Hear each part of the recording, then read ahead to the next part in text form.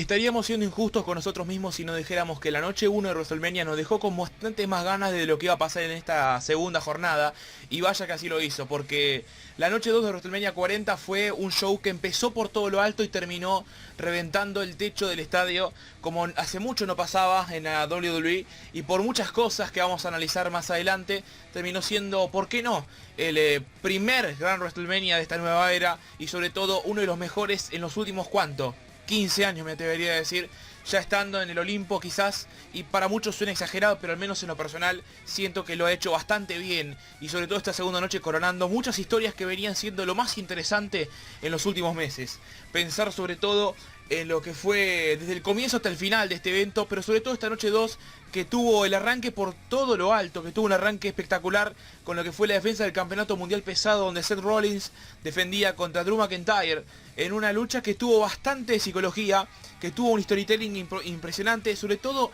teniendo en cuenta varios factores. El hecho de la presencia de CM Punk en la mesa de comentarios siendo una distracción permanente para Drew McIntyre, el tener a Seth Rollins que se había enfocado en la historia de Cody Rhodes y también en su propia historia de camino a WrestleMania, llegando muy cansado y muy disminuido físicamente a este evento, y sobre todo pensar en cómo el personaje de Drew McIntyre, si bien conectó todas las piezas para tener su momento, y lo logra después de una lucha donde fue más que nada un festival de finishers, donde se repartieron claymores y pisotones, terminó triunfando más el estar fresco y no haber gastado su físico como sí lo hizo Rollins en la noche anterior. Lo que terminó primando fue el poderío del psicópata escocés, terminó llegando a su objetivo de lograr el campeonato por fin ante tanta gente. Pero claro, así como le dijo Drew McIntyre a Seth Rollins que su peor error iba a ser no concentrarse en su lucha, que iba a ser concentrarse más en The Bloodline que en el mismo Drew McIntyre, justamente McIntyre fue el que terminó cometiendo el mismo error al enfocarse más en CM Punk que en Seth Rollins. Porque en vez de festejar y simplemente irse como podía haber hecho tranquilamente y tener su momento y festejar con toda la gente, que lo pudo hacer por unos instantes, se olvidó de un pequeño gran detalle, que era que CM Punk ya estaba recuperado, o al menos es lo que todos suponíamos, menos él. Y en ese ataque sonaba el tema de entrada del día del juicio. Damian Priest, el señor dinero en el banco, termina canjeando en WrestleMania, haciendo una pequeña referencia justamente en una lucha que estuvo involucrado también Seth Rollins, para darle más trasfondo a la historia, canjear su maletín, y después de un chokeslam al sur del cielo, como se suele llamar al remate de Priest, termina ganando el campeonato de las manos de un McIntyre que se quedó sin el pan y sin la torta, como decimos en Argentina. Si bien ganó, termina perdiendo peor todavía, porque tanto lo que esperó por tantos años, 14 años, es el tener su gran momento en WrestleMania con tanta gente, se le escapó en apenas unos segundos por pensar más en su propio ego que en lo que tenía delante. Termina pagándolo caro y empieza una era nueva con un campeón latino, primer puertorriqueño campeón de la WWE. Y vamos a ver para dónde va todo esto. Seguramente Priest termine siendo un campeón quizá de transición o no. Vamos a ver cómo lo termina llevando Triple H ahora en Raw. Y sobre todo esperar a lo que pase con Drew McIntyre de ahora en más. Imagino la rivalidad con CM Punk para lo que venga en estos días. Y sobre todo también en lo que puede ser muy probablemente un descanso para Seth Rollins después de tantos meses lidiando con lesiones, con dolores de espalda, con su rodilla y mucho más, porque se lo ha ganado. Y sobre todo pensar, y lo vamos a hablar más al final cuando lleguemos al main event, de que hay gente que tiene que pedirle disculpas a Seth Rollins porque le cuestionan su profesionalismo y su trabajo en el negocio, cuando en este WrestleMania fue una pieza clave en la primera y segunda noche, y en más de una ocasión que vamos a estar nombrando, como dije, más adelante, porque ha participado de las dos historias más importantes de cada marca y por algo es la estrella que es. Después teníamos una lucha quizás un poco fuera de lugar, una lucha que no terminé de entender por cuál era su lugar, pero cuando se fue desarrollando y sobre todo por cómo la llegó a la WWE, terminé de darle una vuelta y de tuerca y entender el porqué. Porque la lucha de callejera estilo Filadelfia, un pequeño guiño a la ECW, terminó teniendo The Final Testament, el equipo de Karrion Kross y los Authors of Pain, contra The Pride, el equipo de Bobby Lashley y los Street Profits, en una lucha que tuvo, vamos a decirlo como es en criollo, una boludez genial, una boludez espectacular fue esta lucha. Desde el vamos con la introducción y la inclusión de Bubba Ray Dudley como árbitro especial, con Snoop Dogg comentando. Me hubiera faltado simplemente que esté Tommy Dreamer por algún lado y era espectacular, era la referencia perfecta a lo que es la locura que era la ECW, obviamente en un momento mucho más cuidadoso, mucho más para todo público, pero no deja de ser una lucha violenta, estúpida, como una estupidez hermosa, divertida, que es lo que tanto nos encanta, con mesas rotas, con palos de kendo, con sillas, con tachos, con la participación de Scarlett y de B-Fab también recibiendo lo suyo. De hecho, el spot de la mesa fue de las chicas y me parece espectacular y las recontra aplaudo. Y sobre todo tener también el hecho de que es impresionante que ni siquiera la mesa quería poner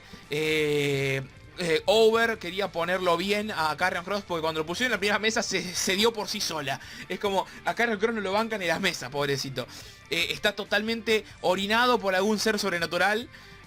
No levanta ni queriendo ni a propósito, pobre Karrion Kross, y termina sucumbiendo después de que por alguna razón mística mágica los Authors of Pain se desvanecieron y tras una movida al estilo Dudley termina recibiendo el pin de Montez Ford, rompiendo una mesa, haciendo honor a la famosa frase Get the Tables que tantas alegrías le dio a la gente de Filadelfia, y el triunfo para The Pride en esta rivalidad que por suerte, y espero que ya haya terminado, porque necesitan urgentemente ir a algo distinto a estas dos facciones que, si bien no son de lo más interesante de SmackDown, sí le dan un aire fresco a una de por sí bastante pobre división de parejas, y más ahora que los títulos están en cada marca y tendríamos muchas más posibilidades de tener rivalidades por los campeonatos. Imagino primero a los Profits, porque si bien The Final Testament es un stable que puede dar bastante de qué hablar, por ahora le está costando levantar y poner el pie en el acelerador. La tercera lucha de la jornada terminó siendo la rivalidad quizás que menos expectativa les generó a mucha gente, pero por lo personal, por lo serio y sobre todo por el odio que se lograron demostrar en este acto, el caso de LA Knight y AJ Styles terminó siendo una lucha de veteranos, pero donde uno era un novato, porque si bien tiene 41 años, LA Knight estaba en su primer WrestleMania, estaba en su primer magno evento y vaya que lo hizo bien, porque si bien no es lo suyo el wrestling técnico, ni tampoco la super acrobacia ni nada, terminó poniéndose al tú por tú con uno de los mejores quizás de la historia, como es AJ Styles,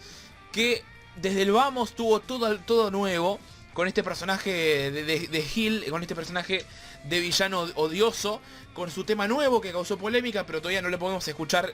completamente para sacar conclusiones, y con esta lucha en la que se terminó cegando tanto en su odio, en su rencor contra LA Knight por lo que fueron estos meses, que The Megastar terminó aprovechando las oportunidades que le cedió el fenomenal en más de una ocasión para llegar a sus movidas. Se jugó muchísimo con el BFT, con la contusión, el remate de Knight. Se especuló mucho con el remate de Knight hecho en el piso de cemento. Escuchen, no iba a pasar algo así, no iban a arriesgarse tanto.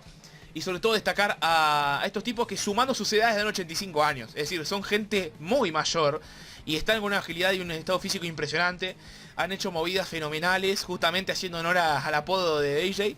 Que este tipo con 46 años ha hecho no sé, un salto de 450 grados. Es una completa locura, porque hay gente con mucho menos años que le cuesta hacer estas movidas, y este tipo es sencillamente fantástico. Y la victoria de LA Knight significa no solamente que no se apagó la llama de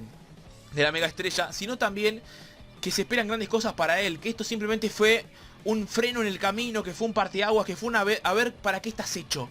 Y llegó a WrestleMania y lo pudo hacer y lo pudo demostrar, y se mostró como alguien completamente competente para lo que es esperar y especular e intentar ir por un campeonato que, me imagino, tiene olor a que el próximo retador de Logan Paul por el título de los Estados Unidos tiene nombre, y su nombre es LA Knight. Cuarta lucha de la jornada terminó siendo una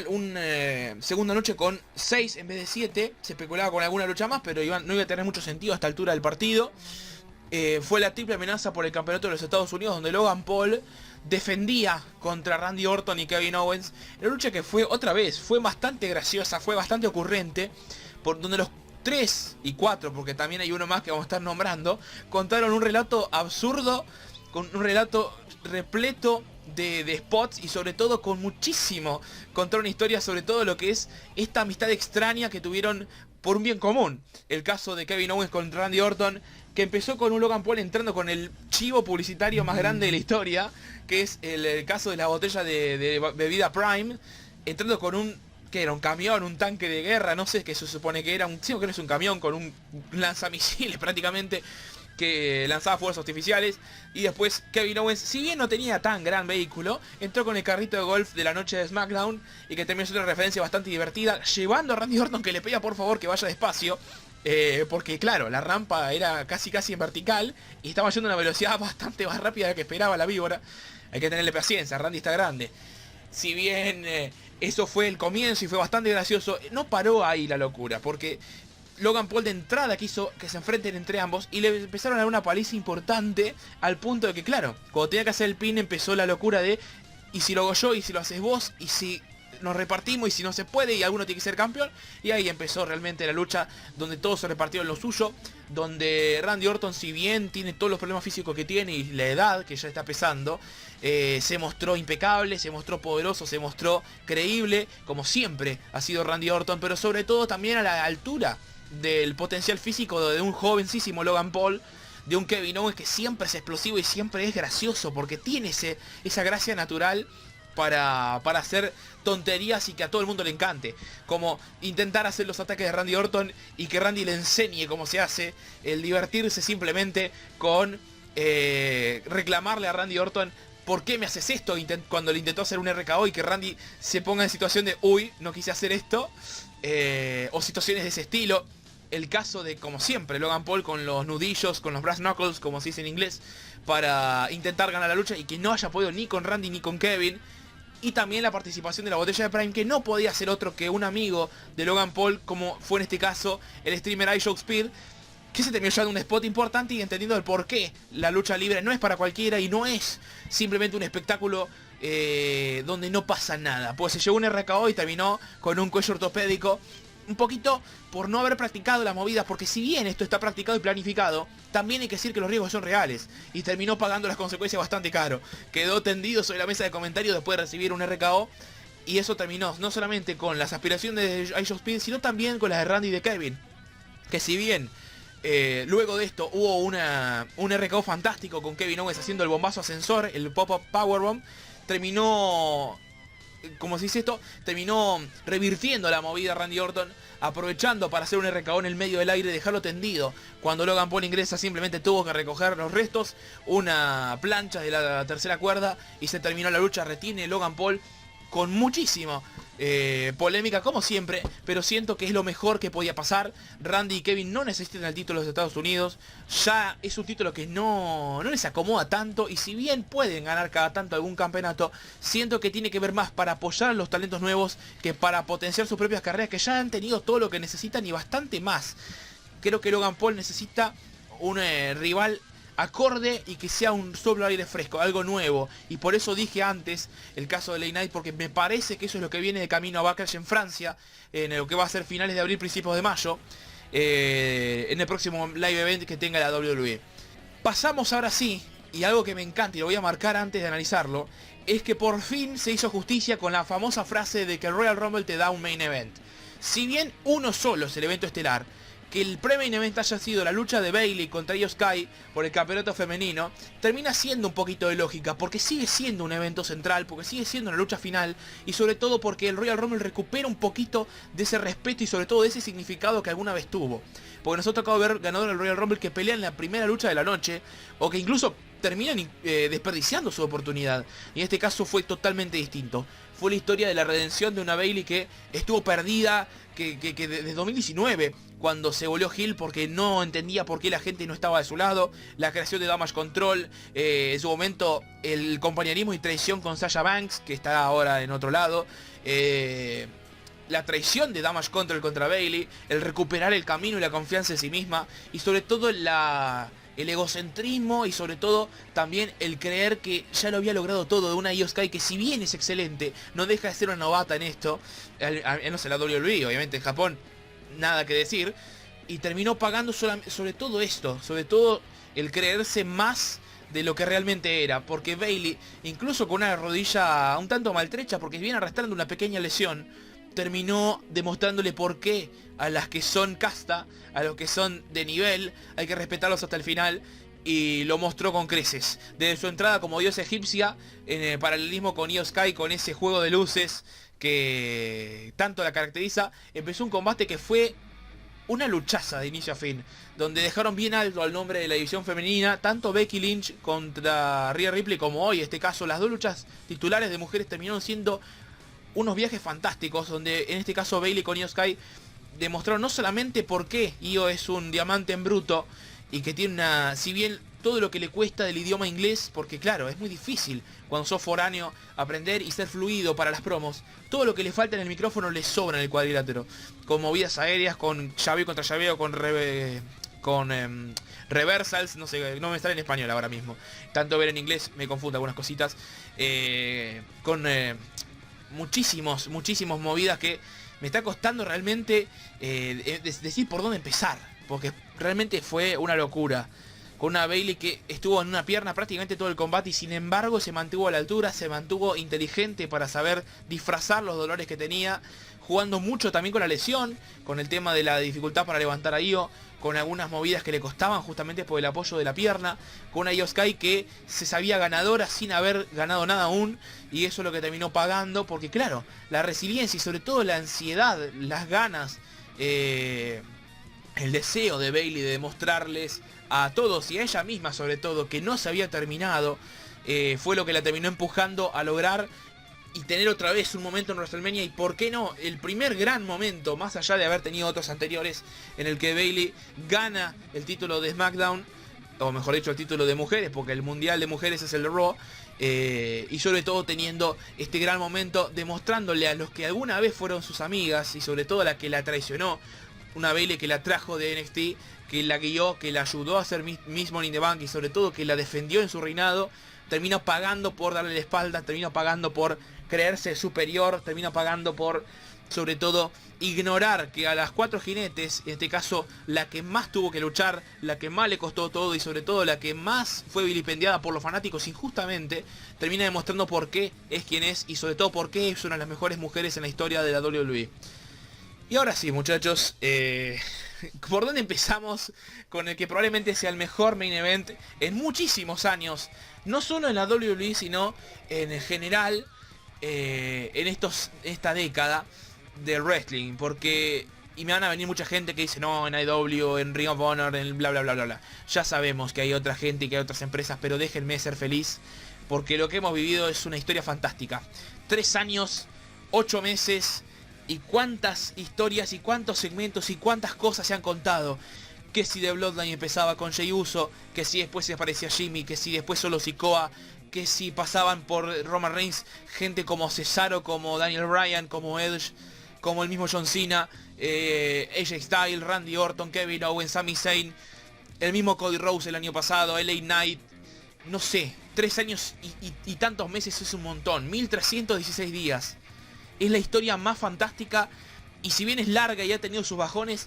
es lo que le ha dado tanta importancia a este final. Es el villano que todos queríamos ver caer. Es una historia prácticamente de cine, como tanto se ha dicho. Es el bien contra el mal llevado al máximo. Es el bien contra el mal llevado a otro nivel, donde el héroe que todo le costó, el héroe que tuvo que ganar ida y vuelta una batalla contra otros 29 competidores, que tuvo que sobreponerse a lesiones durísimas, que tuvo que sobreponerse a la bestia, que tuvo que sobreponerse a muchísimos y muchísimos que lo quisieron ver caer, y así todo sobrevivió a toda esa adversidad. Y hoy, o anoche mejor dicho, teniendo que enfrentarse sobre todo después de la caída en la noche 1 contra The Rock y Roman Reigns, Cody Rhodes se tuvo que sobreponer también a jugar de visitante, como decimos en el caso del fútbol, porque tuvo que jugar con las reglas que Roman Reigns eligió. Sin descalificaciones, con polémicas por todos lados, con intervenciones y con mucha participación de lo que es el linaje. Realmente fue una lucha fantástica. Se contó de inicio a fin un relato de tensión, un relato de drama. Fue un combate que estuvo, si bien la acción en el ring de Roman Reigns viene siendo bastante lenta y metódica, creo que eso también es lo que le da espectacularidad al relato que nos han contado. Hemos tenido un combate que de inicio a fin se mostró como que pasó de 0 a 100, pero tomándose el tiempo de que la gente lo vaya digiriendo, y menos mal que fue así. Arrancaron con un careo que hacía temblar la piel de los que estaban en primera fila, de algunos en sus casas también, que se fueron llevando de a poco con reparto de golpes, con unas pequeñas demostraciones de lo que eran sus mejores movidas. con un Cody Rhodes bastante activo, pero sobre todo que se tambaleó al principio por los nervios y que claro, el jefe tribal, en este caso Roman Reigns, aprovechaba para, claro, tener su dominio, para mostrarse superior, para mostrarse como ese enemigo a vencer. No olvidemos que Roman Reigns no era derrotado en lucha 1 contra 1 desde octubre del 2019. Tomemos referencia de esto. Ni siquiera existía la pandemia en ese entonces. Estamos hablando de que apenas en Argentina comenzaba el gobierno anterior al que está ahora mismo. Para que tomemos referencia de cuánto tiempo es eso. Es decir, es una historia de un luchador prácticamente invencible. Era el enemigo, el villano único y el uno. El We the Ones que tanto decía de Bloodline. Los mejores y sobre todo los más complicados de vencer. Y no había nadie que podía hacerlo. No pudo Cena, no pudo Kevin Owens, no pudo Sami Zayn, no pudieron los de la Redención, no pudieron los mejores, no pudieron los de AEW como Edge y Daniel Bryan, no pudo Castagnoli y Cesaro, no pudo nadie. Tuvieron que pasar millones de competidores, miles de luchas, cientos de segmentos, historias de todo tipo, y todo terminaba en esta noche 2. Era el fin de la historia, para bien o para mal, y terminó siendo un relato fantástico. Y por qué no hablar sobre todo del final, porque si bien la lucha tuvo bastantes cosas interesantes, a lo loco se puso cuando empezaron a aparecer gente de todos lados, donde realmente fue una sucesión de hechos totalmente desquiciados. Con el ingreso de Jimmy Uso cuando Cody Rhodes parecía tenerlo listo para el arrastre a Roman Reigns. Con Jay que apareció para frenar a su hermano y romperlo contra una mesa con una lanza.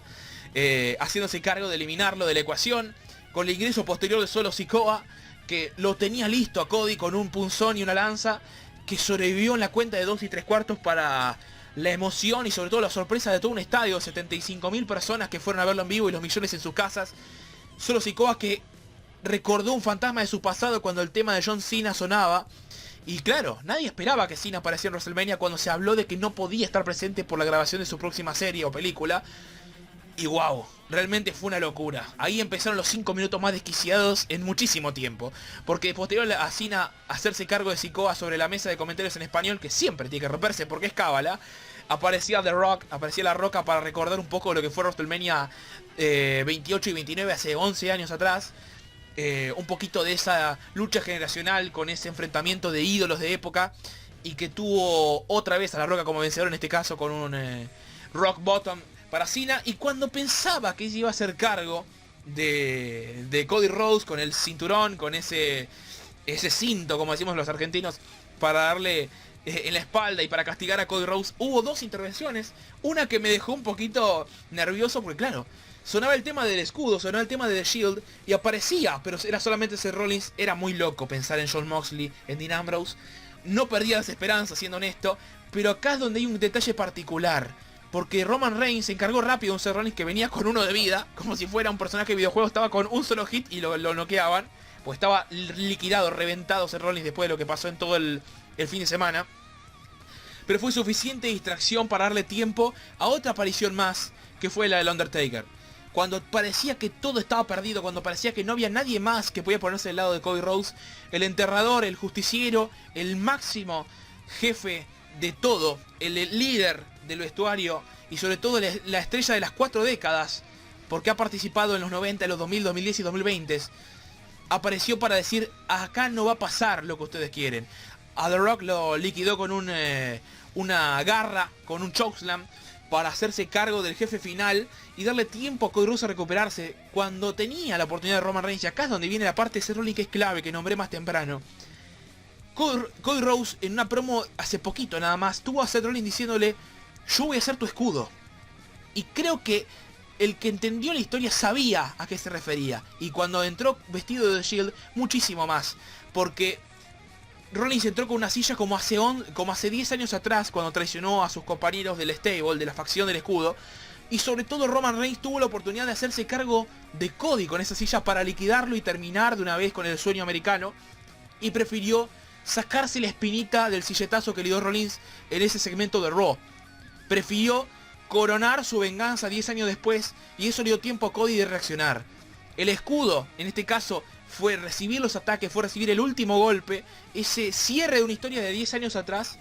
para poder terminar la suya propia. Para que Cody Rhodes aproveche un Roman Reigns bastante cansado, distraído y sobre todo absorbido por su propia furia, por su propio enojo, por su propia bronca, para lo que fue esa sucesión con 3 finishers, como el videojuego prácticamente tenía los 3 remates. Cody Rhodes usó los 3 cruces de caminos, los 3 crossroads, para por fin, después de 1316 días, después de 40 y pico de defensas, si no estoy mal, después de tantos que han pasado y no han podido, y sobre todo para cerrar una historia y comenzar una nueva, Cody Rhodes terminó la suya propia. Cody Rhodes es el primer campeón de la familia Rhodes en WWE y en un main event de WrestleMania,